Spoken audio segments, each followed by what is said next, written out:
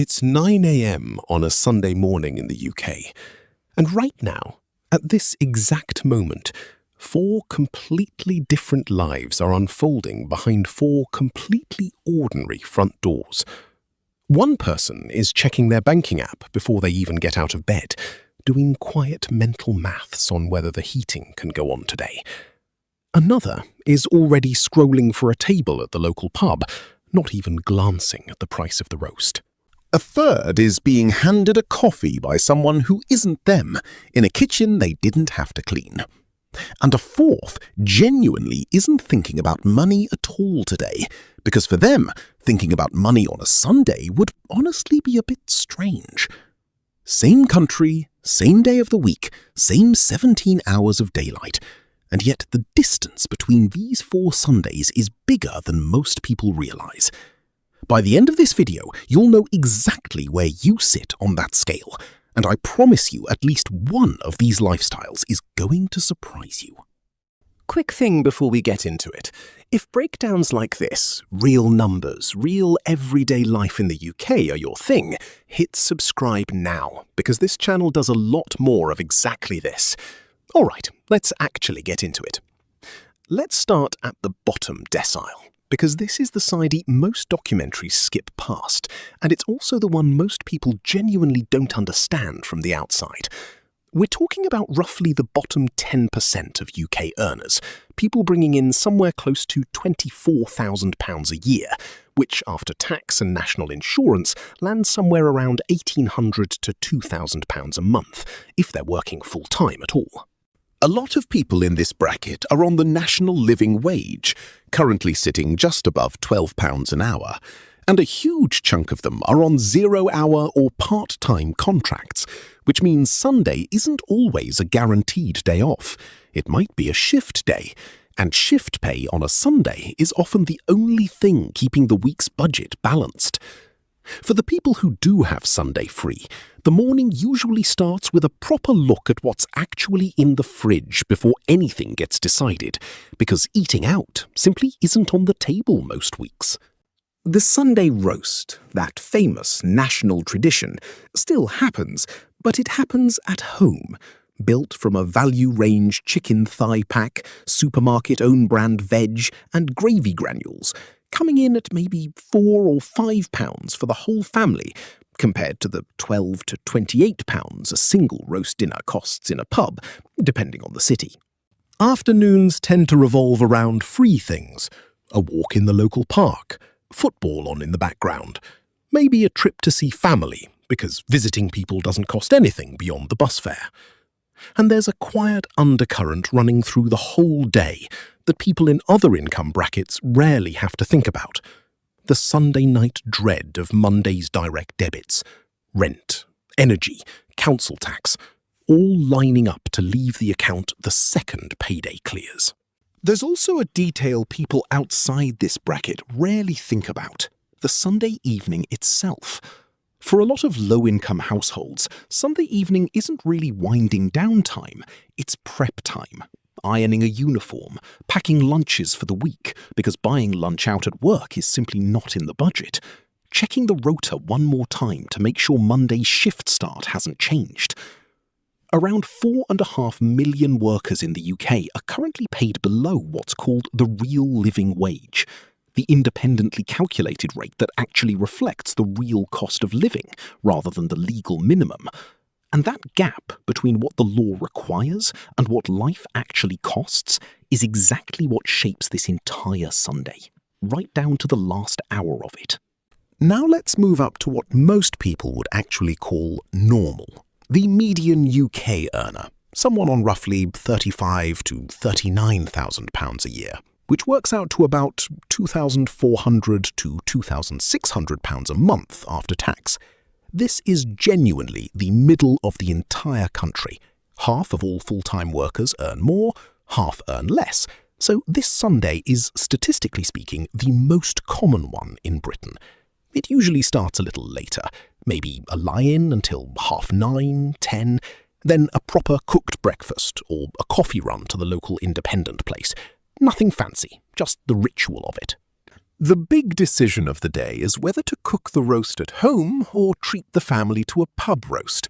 And for this income bracket, that's a real decision, not an automatic yes. A mid-range pub roast in most of the country runs £17 to £24 a head, so for a family of four, that's easily £80 to £100 before drinks, which is exactly why it tends to happen every other week rather than every single week. The rest of the day might involve a supermarket run for the following week, a bit of laundry, maybe a Netflix afternoon if the weather's rubbish, which in Britain, let's be honest, it usually is. There's still budgeting happening in the background. Mortgage or rent, the weekly food shop, maybe a car payment. But it's calculated stress rather than crisis stress. This is a household that can absorb one unexpected cost without panic, but two in the same month starts to sting. And this bracket is exactly where location quietly rewrites the whole story. Because a median salary in London, close to £47,000, sounds like a huge step up from the national median, until you factor in that average rent in the capital alone can swallow the majority of a monthly take-home. Meanwhile, that same roughly £35,000 in somewhere like Sunderland or Hull stretches noticeably further, which is exactly why a median Sunday in Newcastle can genuinely feel more relaxed than a median Sunday in Zone 2 London, even though the payslip numbers might look similar on paper. But before we jump to the very top, there's a bracket sitting right in between that honestly gets talked about the least, even though a huge number of people watching this probably fall into it. The upper middle earners, somewhere around £42,000 to £50,000 a year, roughly the top 30 to 25% of the country. This is a genuinely interesting Sunday, because on paper it looks comfortable, and in a lot of ways it is, but it's also the bracket where fiscal drag quietly bites the hardest. Income tax thresholds in the UK have been frozen for years now, which means every pay rise pushes a slightly bigger chunk of this exact salary range into higher tax bands, so the take-home doesn't grow anywhere near as fast as the payslip suggests it should. Sunday morning here usually looks similar to the median household. A decent breakfast, maybe a supermarket meal kit box that turns cooking into a bit of a ritual rather than a chore. But there's more room for spontaneity. A last-minute cinema trip, a proper coffee rather than instant, new trainers ordered without checking the bank balance first. The roast question becomes less, can we afford it, and more, can we be bothered to cook, which is a genuinely different kind of Sunday than the one we just described. The tension in this bracket isn't really about today, it's about tomorrow. This is the income range most likely to be quietly worried about a mortgage renewal landing on a much higher rate, or childcare costs eating a bigger share of the month than the salary really suggests it should. Comfortable, yes, but comfortable with an asterisk. Now, here's where things start to genuinely shift, because we jump into the top 20 to top 10%, roughly £50,000 to £70,000 a year, and the texture of the day changes in ways that go beyond just having more cash. Sunday here often starts with actual leisure built in from the moment the eyes open, a proper lie-in with zero guilt. Then maybe a run or a gym session, because Sunday morning fitness has become something of a status ritual in this bracket, followed by brunch out rather than breakfast in. The roast question doesn't really exist here in the same stressed out way. It's simply, where do we want to go? Not, can we afford to go? And a £15 to £30 roast at a solid gastropub barely registers on the mental spreadsheet. This is also the income bracket where the weekend genuinely starts to feel separate from the working week. Sunday afternoon might mean a countryside drive, a National Trust membership getting actual use, or catching up with friends over wine that costs more than £10 a bottle without a second thought. The financial pressure hasn't vanished. Mortgages on houses at this level are often bigger. Private school fees might be creeping into the conversation. But the day-to-day texture of Sunday is relaxed rather than calculated. This is the bracket where £100,000 a year would place someone in the top 5% of the entire country. And yet plenty of people earning £90,000 still describe themselves in surveys as feeling about average, which tells you a lot about how skewed the top of the UK income scale really is. The evening in this bracket tends to wind down early and deliberately. A proper roast leftover turned into Monday's lunch, maybe a bath instead of a shower, the kind of quiet, unhurried Sunday night that isn't about saving money, it's about the simple fact that nothing urgent is pressing on the week ahead. And then there's the top 1%, roughly £180,000 and up. And honestly, Sunday here can look almost unrecognisable compared to everything we've just walked through. For a lot of households at this level, someone else is already up before them, whether that's a cleaner who comes in over the weekend, a chef prepping lunch, or simply a partner who doesn't work and has already sorted the morning. The roast, if there is one, might be at a private members club, a country house hotel, or a restaurant where the tasting menu alone costs more than an entire month's grocery bill for the bottom decile household we started with. Money on a Sunday, at this level, essentially stops being a variable in the day at all.